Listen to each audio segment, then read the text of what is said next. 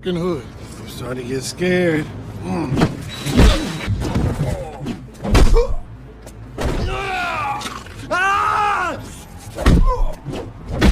You understand me? Come on. Tell him what I said. Didn't you hear me?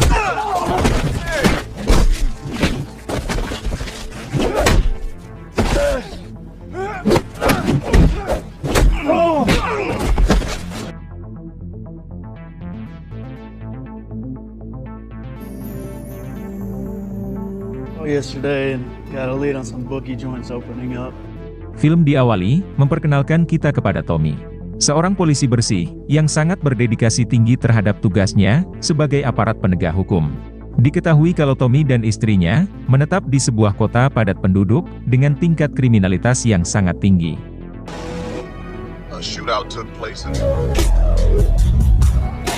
Dalam perjalanan menuju ke kantor polisi, Tommy secara tak sengaja menyaksikan dua orang oknum polisi korup yang tengah meringkus dua anggota geng kartel Meksiko dan menyita paket barang haram siap edar mereka. Kemudian, salah seorang polisi korup menyerahkan paket barang haram tersebut kepada seseorang di dalam mobil. Barang bukti yang seharusnya diserahkan kepada tim penyidik, tetapi malah digelapkan. Kemudian, Tommy lantas mengeluarkan kameranya dan merekam aksi kedua polisi korup tersebut. Namun sialnya, kedua polisi korup tersebut sempat melihat Tommy tengah memotret aksi mereka. Sadar aksinya dipergoki, Tommy pun bergegas melarikan diri. Kemudian di malam harinya, Tommy menganalisa foto polisi korup tadi. Di saat kedua polisi korup tersebut menyerahkan barang bukti kepada seseorang, yaitu berupa paket barang haram siap edar. Tapi sayangnya, Tommy kesulitan mengenali sosok pria tersebut yang hanya kelihatan tangannya saja. Tak lama berselang, Tommy dihubungi oleh informannya yang diketahui bernama Justin. Justin mengajak Tommy bertemu di sebuah tempat. Karena Justin mengantongi informasi penting terkait kasus yang sekarang tengah Tommy selidiki. Saat akan pergi menemui Justin, Tommy sempat dilarang oleh istrinya karena malam sudah larut. Akan tetapi, Tommy mengabaikan larangan dari sang istri dan malah langsung bergegas pergi.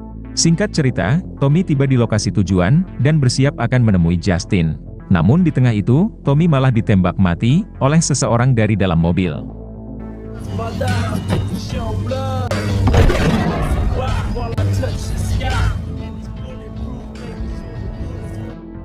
Dua minggu kemudian, jasad Tommy selesai dikebumikan. Dihadiri oleh sejumlah petugas polisi dan juga ayah Tommy yang diketahui bernama Lucas. Ternyata Lucas ini adalah mantan bos gangster yang dulunya dikenal cukup brutal. Namun Lucas memutuskan bertobat karena tidak ingin mengecewakan putranya, yaitu Tommy, yang seorang polisi jujur dan bersih.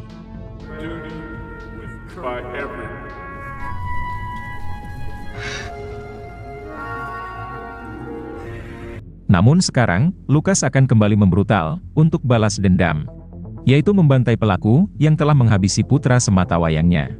Ibu Tommy, yaitu mantan istri Lucas, memberitahu kalau Tommy sedang menangani kasus peredaran barang haram yang melibatkan sejumlah oknum polisi korup. Ia sangat yakin kalau pelaku yang menghabisi Tommy berkaitan dengan geng kartel dan sejumlah oknum polisi korup. Akan tetapi, polisi malah menetapkan kalau kematian Tommy hanya karena perampokan biasa. Mendengar hal itu, Lucas pun berjanji kepada si mantan istri.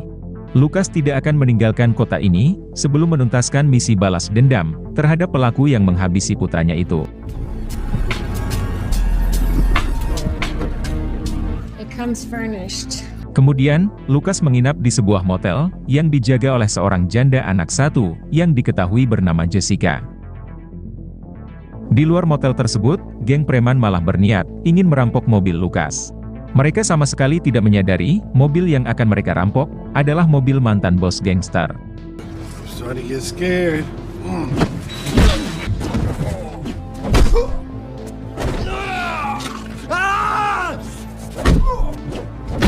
You understand me? Come on.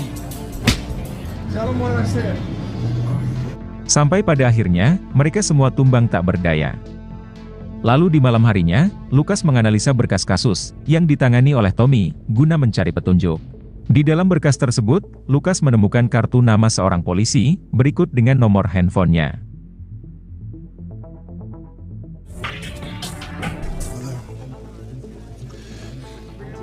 Detective Schwinn.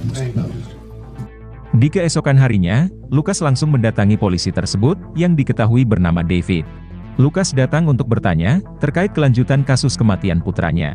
David pun menjawab, sampai saat ini, kepolisian masih belum berhasil melacak identitas pelaku yang menghabisi Tommy. David berjanji kepada Tommy, ia akan mengusut kasus ini sampai tuntas. Kemudian Lucas lanjut bertanya, apakah David kenal dengan Tommy, yaitu putranya. David menjawab, ia baru seminggu menjabat sebagai ketua polisi di kota ini. Jadi ia belum sempat bertemu, ataupun berkenalan dengan Tommy. Mendengar hal tersebut, Lucas langsung dapat menyimpulkan, kalau David sedang berbohong. Kalau memang tidak kenal dengan Tommy, kenapa kartu nama dan nomor ponsel David ada dalam berkas pribadi milik Tommy? Akan tetapi, Lucas tidak ingin gegabah dalam menuduh, tanpa ada bukti yang lebih jelas. Killer probably never even stepped. We were all very fond of him. Wish I had, unfortunately our paths never crossed. Lalu di malam harinya, Lucas mendatangi rumah almarhum Tommy, dan mendapati seorang pemuda, telah menyusup ke dalam rumah tersebut. And I came here looking for... What are you doing here? Ternyata ia adalah Justin, yaitu informan Tommy. Justin mengatakan kepada Lucas, seharusnya malam itu, ia dan Tommy bertemu. Tapi belum sempat bertemu, Tommy malah keburu dihabisi oleh seseorang tak dikenal. Ternyata Justin pernah mendengar cerita tentang brutalnya sosok Lucas, mantan seorang bos gangster yang dulu pernah berkuasa di kota ini. You saw him. They run this neighborhood. Tell me where they are. Lucas lantas meminta bantuan Justin dalam melacak identitas para pelaku yang menghabisi putranya tersebut. Akan tetapi, Justin menolak membantu Lucas karena dirinya khawatir akan bernasib sama seperti Tommy.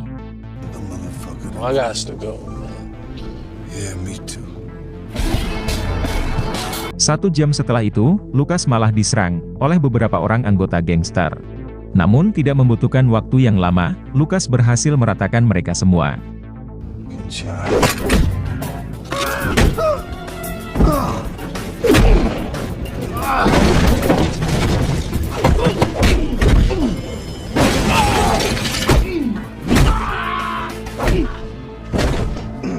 Kemudian, Lucas bertanya, siapa yang mengutus mereka semua untuk menghabisi dirinya. Tapi tidak ada satu orang pun yang mau menjawab pertanyaan Lucas. Sehingga dengan terpaksa, Lucas membantai 2 orang dari mereka. Lalu adegan film berpindah di markas kelompok gangster yang dipimpin oleh Jack. Kesal karena rekan bisnisnya terlalu cerewet, Jack pun tanpa ragu menghabisinya.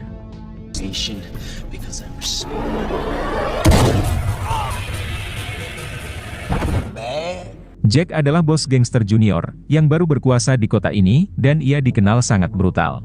Kemudian, David datang menemui Jack, bertanya apakah Lucas sudah dihabisi. Jack menjawab, ia sudah menugaskan beberapa anak buahnya untuk menghabisi Lucas. Ternyata David adalah seorang ketua polisi korup yang bersekongkol dengan Jack dalam menjalankan bisnis barang haram.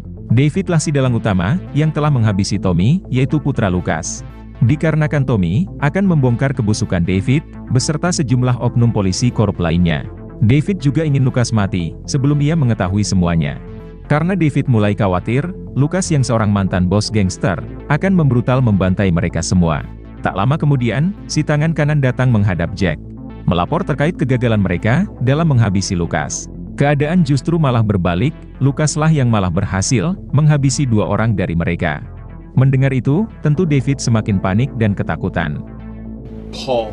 Take it easy, alright? Just Hollister's. Ballister. Apalagi sosok Lucas, memang dikenal sangat brutal saat menjadi bos gangster dulu. Jack justru sebaliknya, ia sama sekali tidak gentar mendengar cerita kebrutalan sosok Lucas.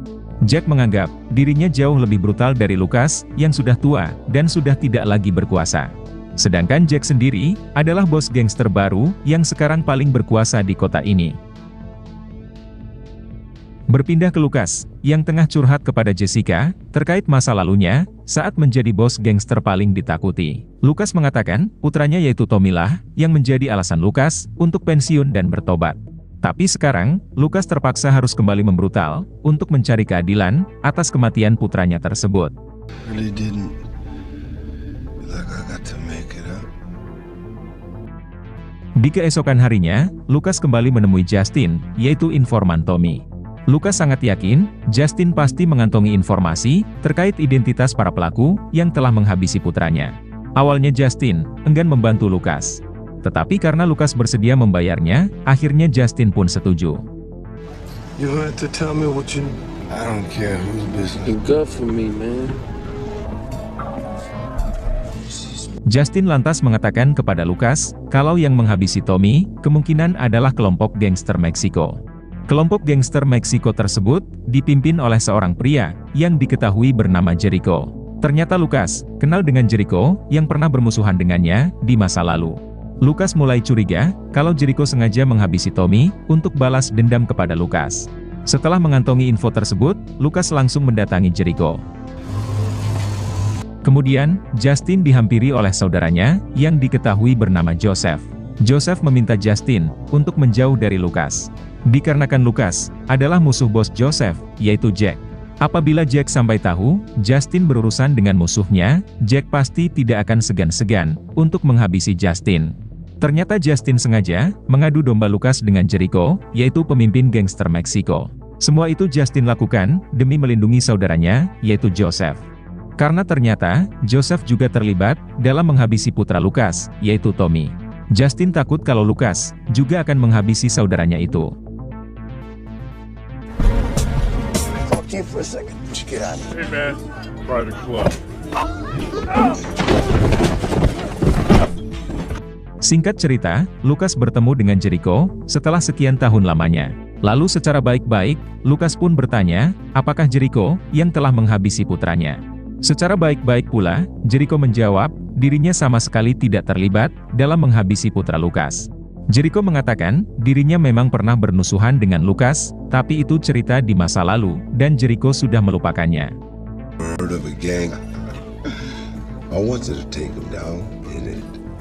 Kemudian, Jericho memberitahu Lucas, terkait ketua gangster baru, yaitu Jack.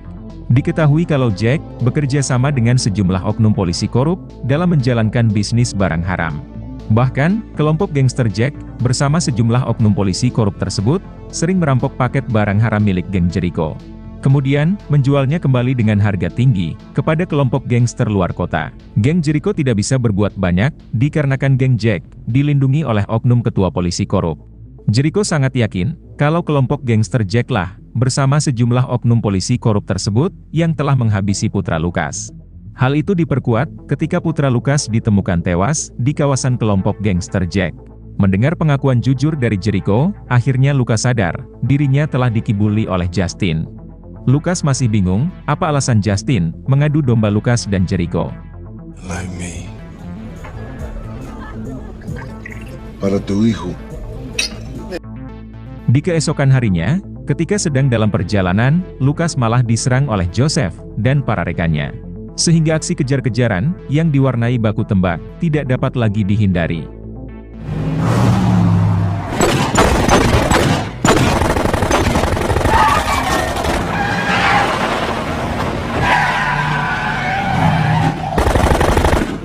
Di tengah pengejaran tersebut, Lucas sengaja memancing Joseph, mengejarnya ke kawasan yang sepi. Setibanya di kawasan sepi tersebut, inilah yang diperbuat oleh Lucas.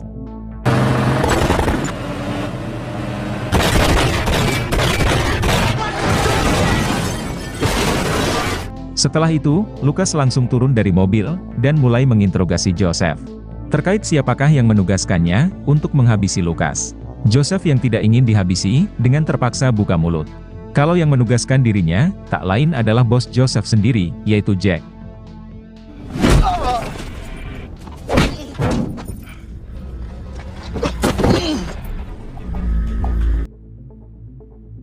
Tak lama setelah itu, Joseph melapor kepada Jack, terkait tugasnya yang gagal, dalam menghabisi Lucas.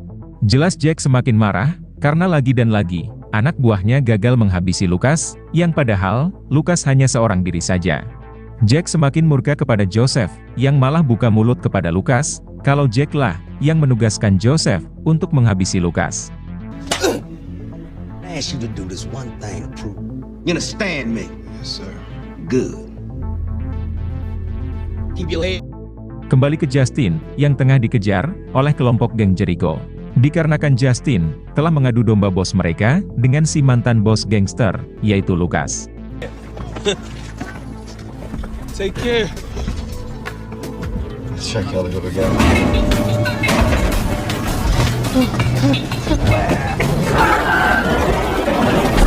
Kalau Lucas tidak datang tepat waktu, mungkin Justin sudah tewas, dikeroyok oleh geng Jericho. Didn't you hear me?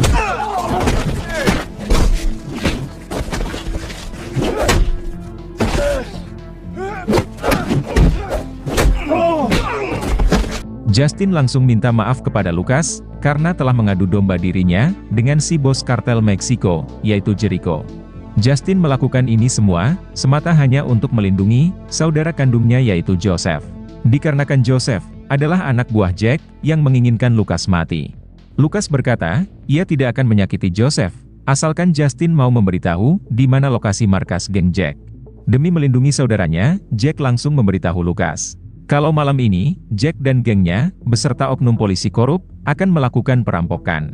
Yaitu merampok barang haram, milik geng kartel Meksiko, yaitu geng Jericho, yang malam ini, akan melakukan sebuah transaksi besar.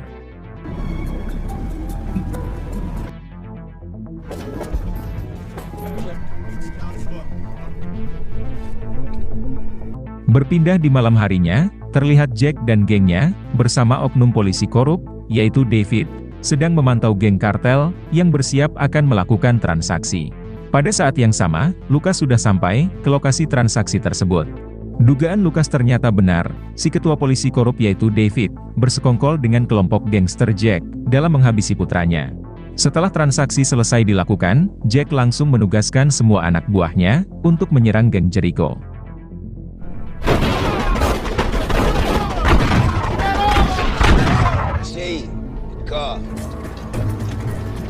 It's all here.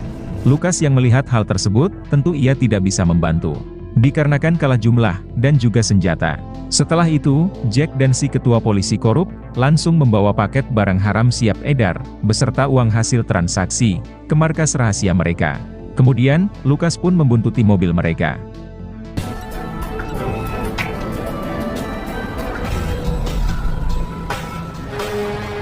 Singkat cerita, Lucas berhasil menyusup ke dalam markas tersebut. Ternyata di sanalah, Jack menyimpan stok barang haram, yang selama ini mereka rampok, dari kelompok gangster lainnya, termasuk geng Jericho. Jack dan si polisi korup, berencana akan menjual paket barang haram tersebut, kepada kelompok gangster Afrika. Tak lama setelah Jack, dan si ketua polisi korup pergi, Lucas langsung menyusup, ke dalam ruang penyimpanan barang haram tersebut.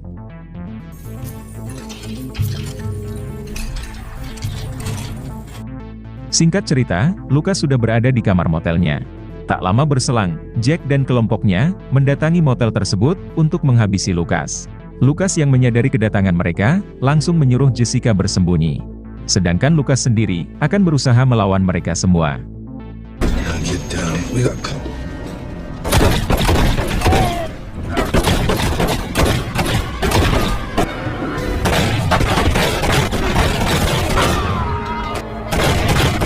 Alhasil, sebagian besar anggota Jack, berhasil Lucas ratakan. Kemudian, Lucas membawa Jessica, pergi dari motel tersebut. Akan tetapi, di luar motel tersebut, Lucas kembali beradu tembakan, bersama dengan Jack, dan anak buahnya yang masih tersisa.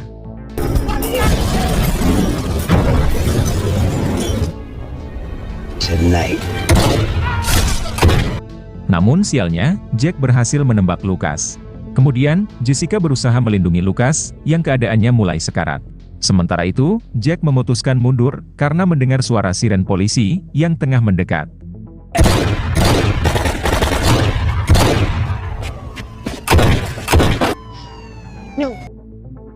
Singkat cerita, Lucas berhasil diselamatkan tepat waktu, oleh teman Jessica, yang merupakan seorang dokter. Saat akan kembali melanjutkan misi balas dendamnya, Lucas malah kembali diserang, oleh Joseph dan rekan-rekannya. Namun lagi dan lagi, Lucas berhasil melumpuhkan mereka semua.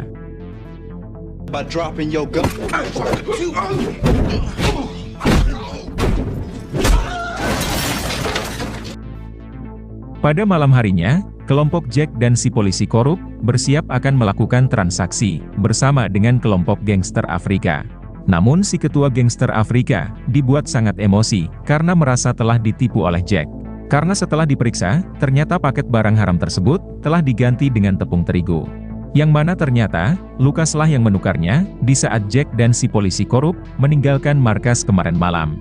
Pada saat yang bersamaan, Lucas pun muncul dan langsung membrutal, membantai para penjaga di luar. Sementara itu, kelompok Jack dan juga kelompok gangster Afrika terlibat baku tembak sengit.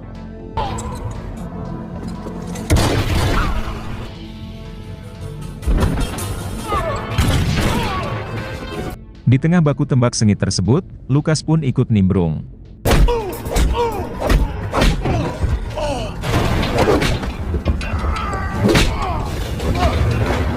Sekarang yang tinggal hanya Jack dan juga David si polisi korup. Sampai pada akhirnya, Lucas dan juga David saling terlibat baku hantam. Akan tetapi, Lucas yang seorang mantan bos gangster, mampu dengan mudah menghabisi ketua polisi korup ini.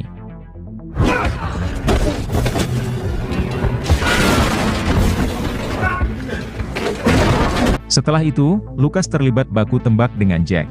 Namun pada akhirnya, si bos gangster ini pun tewas di tangan Lucas, menyusul si ketua polisi korup.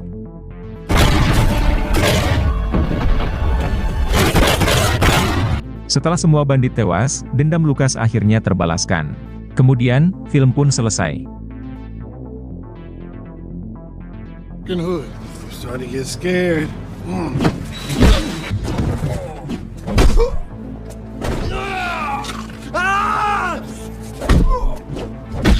You understand me? Come on. Tell him what I said. Didn't you hear me?